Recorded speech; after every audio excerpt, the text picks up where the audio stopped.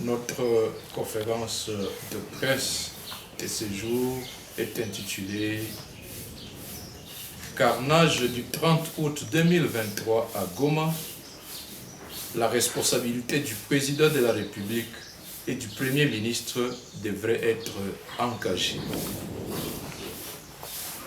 Interpellés par les cris de détresse des victimes et par l'horreur en la vue des images des corps sans vie, traînés au sol et jetés dans des camions militaires, j'ai résolu d'effectuer du 4 au 11 septembre 2023 un monitoring de la situation des violations graves et caractérisées des droits de l'homme commises par nos forces de défense et de sécurité contre les populations civiles de Goma en date du 30 août 2023. Les principales conclusions qui s'en dégagent sont les suivantes.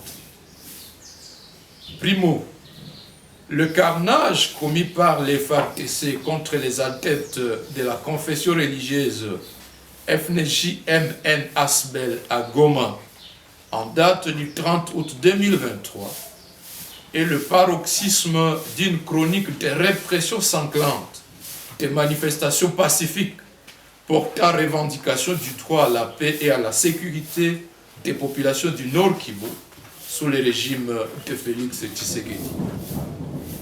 Jusqu'à la date du 9 septembre 2023, notre enquête auprès des victimes fait état d'un bilan provisoire de 75 décès nommément identifiés, 85 blessés graves par balle répartis dans différentes structures sanitaires de Goma, 142 détenus dans des conditions inhumaines à la prison centrale de Goma, ainsi que d'énormes dégâts matériels. Comparé au bilan de la répression des manifestations antérieures organisées de 2019 à 2023 par différentes couches de la population Nord Kivu, à Beni, Butembo, Kasindi, Oicha, Majengo-Bouéné, Kanyaruchinya, Goma, à protestation contre la persistance des tueries et de l'occupation d'une bonne partie du territoire national, le bilan du carnage du 30 août 2023 est de loin le plus sanglant. Même pendant diverses formes de l'occupation rwandaise sous AFDEL, RCD et M23, la ville de Goma n'avait jamais connu pareil carnage. 2. Contrairement à l'intention du gouvernement congolais à vouloir tromper la vigilance de l'opinion nationale et internationale, le léchage du policier qui passe à Safari n'est pas l'élément déclencheur du carnage si haut décrié. Ce dernier n'a jamais plus été ni un simple acte de dérapage, moins encore un incident. Il s'est agi par contre d'un carnage systématiquement planifié, organisé et exécuté.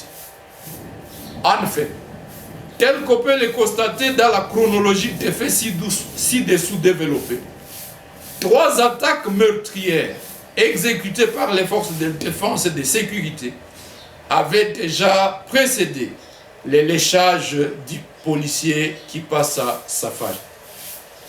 C'est la fureur provoquée lors de la 3e attaque par une fusillade ciblée et a atrocement troué la tête de M. Agano Uwezo, 18 ans, fils du visionnaire et représentant légal de leur confession religieuse, M. Ephraim Bissimwa, qu'un groupe de jeunes adeptes Wazalendo aurait tiré le policier qui passe à Safari du temple où il était gardé depuis sa capture pour les lyncher au même endroit où Agano venait d'être fusillé.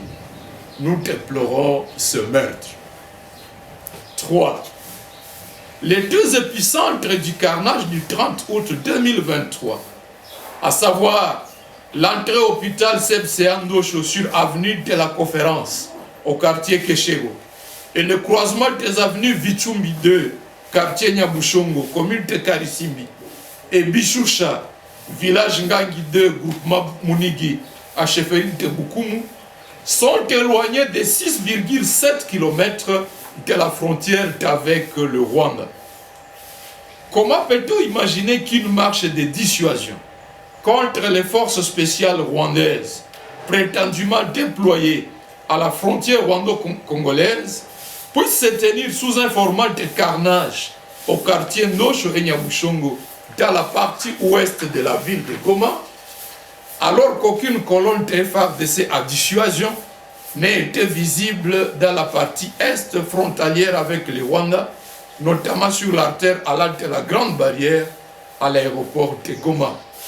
Pour rappel, la toute dernière marche de dissuasion des éléments des FARDC perçus dans les artères principales de Goma remonte au mardi 7 février 2023. Aucune autre marche des colonnes FARDC n'a été visible, ni à la veille du 30 août, jour de carnage, ni après. Il s'agit là encore d'un mensonge grossier tendant à cacher un crime systématiquement organisé. 4. L'insulte aux populations du Nord et Sud Kivu par les ministres Peter Kazadi et Patrick Mouyaya, soutenant que les deuils des victimes n'existeraient pas à Goma, est une preuve d'un sadisme inouï. En fait, voulant organiser un deuil collectif en date du 4 septembre 2023, les familles des victimes ont été chassées du lieu de recueillement, telles des apatrides par les éléments de la police nationale congolaise, relevant de la responsabilité du ministre Peter Kazadi. Ces policiers ont également arraché et fait disparaître le registre dans lequel étaient déjà répertoriés 48 cas de décès à moins de 24 heures de recueillement. Abandonnés à leur triste sort et déjà paupérisés depuis plusieurs mois par l'isolement de Goma de ces greniers agricoles du fait de l'occupation du M23, les familles des victimes se retrouvent obligées d'élever amèrement leur deuil, ne sachant ni les jours de l'enterrement, moins encore celui du dédommagement promis par l'État congolais. Pire, la plupart de ces familles n'ont jamais été autorisées à voir leurs dépouilles, à plus du fait que les dépouilles gardées par les morgues de Goma sont loin de représenter la totalité des personnes tuées. Comble du malheur, il y a des familles ayant perdu 2 ou 3 membres et dont les restes se trouvent en prison. En réalité, les familles des victimes ont été mises par le gouvernement dans un état d'extrême désolation injuste. 5.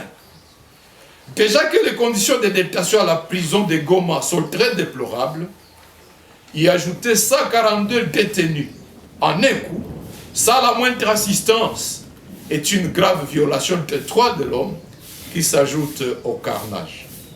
Majoritairement retirés du temple où ils étaient enfermés, il est inadmissible que, 10 jours après, la justice n'arrive pas à faire le tri pour libérer ceux à l'endroit desquels elle n'aurait pas trouvé d'indices sérieux de culpabilité.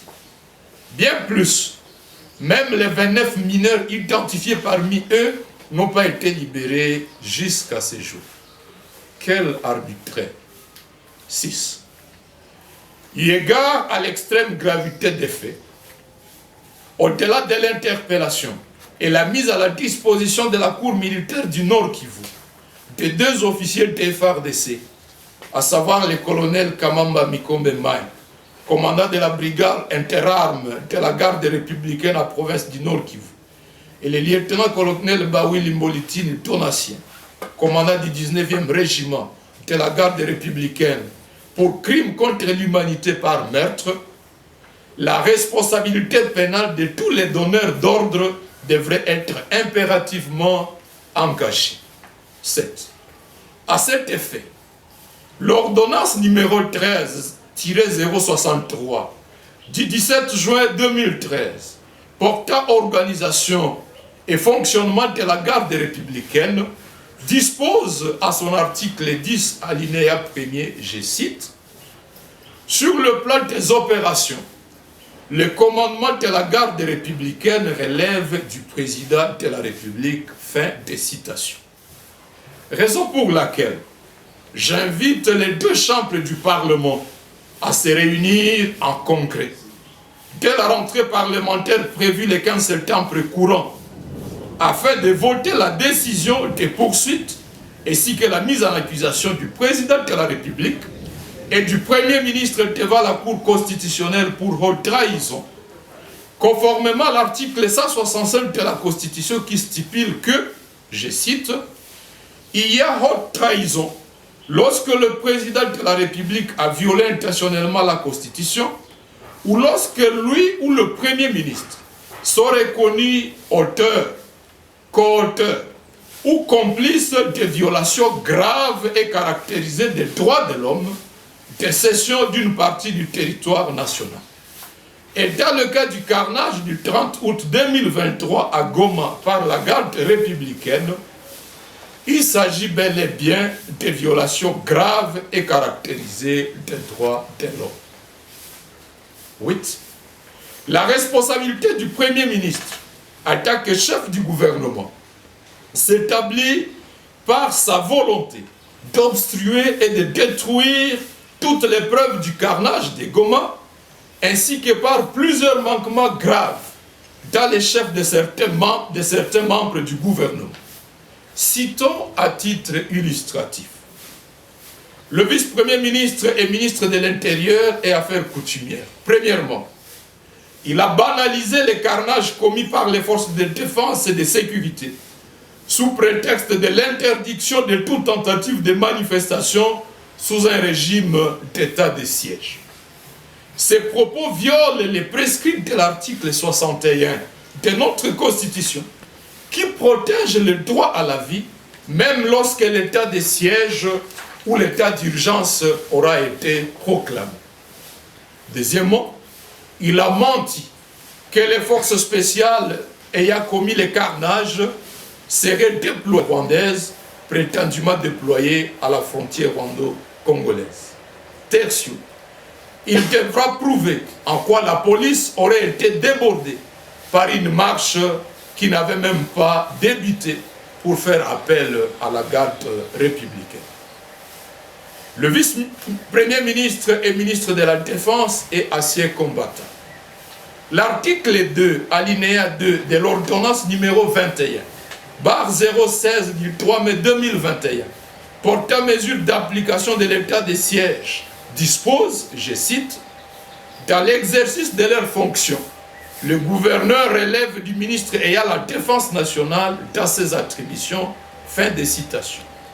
Sur pied de cet article, le ministre de la Défense assume les mensonges du gouverneur militaire du Nord Kivu sur le nombre de morts et l'insulte à la population de Goma lorsqu'il a déclaré que par ce carnage, les forces de défense et de sécurité ont, je cite, stoppé professionnellement les aventures des fauteurs de troubles.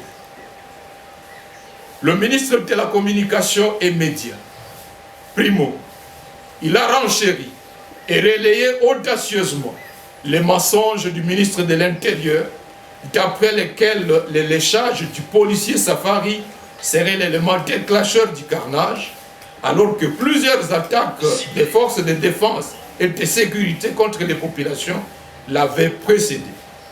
Secondo, ces propos d'après lesquels il n'y a pas eu un ordre qui s'est revenu de quelque part pour tirer sur la population, prouvent qu'il a voulu cacher la responsabilité des donneurs d'ordre, alors que le communiqué officiel du 23 août 2023, signé par le maire de la ville de Goma, ainsi que la lettre du gouverneur du 28 août 2023, adressée à Madame la chef de bureau de la MONUSCO, démontre que les forces de l'ordre de sécurité avaient déjà été instruites par leur hiérarchie.